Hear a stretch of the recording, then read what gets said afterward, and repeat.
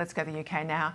French President Emmanuel Macron and his wife have been in Britain with a deal expected to be thrashed down over the immigrant crisis that's unfolding on Britain's shores, with a lot of the migrants, of course, crossing the Channel from France.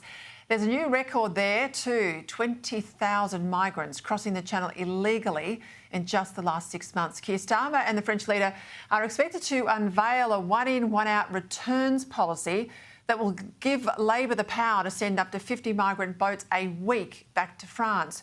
Joining me now to talk through this all. This is very reminiscent of Operation Sovereign Borders of a version. News Corp's European correspondent Sophie Elsworth. Well, Soph, as I said, it's got a lot here about Operation Sovereign Borders, but it is a crisis. And I tell you what, the French can't wash their hands of this, can they?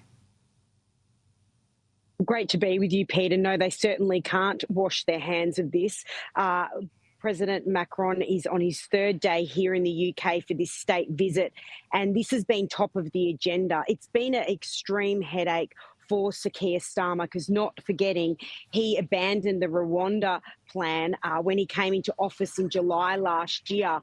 And the illegal boat migrants coming into this country continue to soar. So it's expected today that the two of them, French President and Keir Starmer, will have a press conference later this afternoon, local time, and hopefully a deal is struck to try and resolve this crisis once and for all.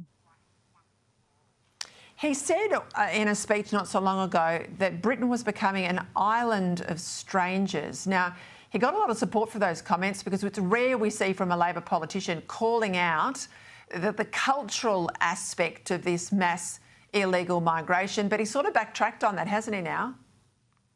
He certainly did, Peter, because he realised how controversial that was. So he walked back those comments recently, which again just inflamed the situation. But he has not got control of this. There's no doubt about that. It's dominating headlines day in, day out here. We're seeing the illegal boat migrants rolling into this country with really nothing to stop them. So they really have to come to some resolution today, because this meeting, this three-day visit, is at a critical time, Peter.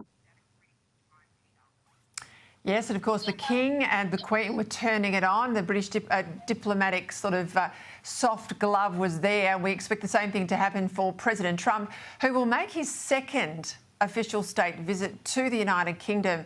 Now, this is quite unusual. Two, fully royal pomp and ceremony visits, and we know that's probably going to scratch Trump's belly. He's already got a deal, or Keir Starmer's already got a deal on tariffs. What can you give poor old Anthony Albanese in terms of tips? We don't have a royal family here we can, roll out. What could we do to get on the good side of Donald Trump?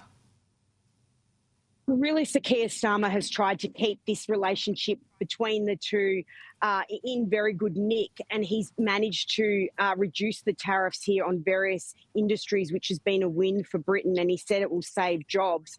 But it remains to be seen if the same can be done in Australia. So he's playing this relationship, Peter, extremely carefully, because he knows the damage that these high tariffs can cause the various industries here in the UK. All right, before people say to me, Peter, we do have a royal family. Yes, I understand, but not in residence. That's the difference. Sophie, enjoy Scotland. I'll catch up with you next week.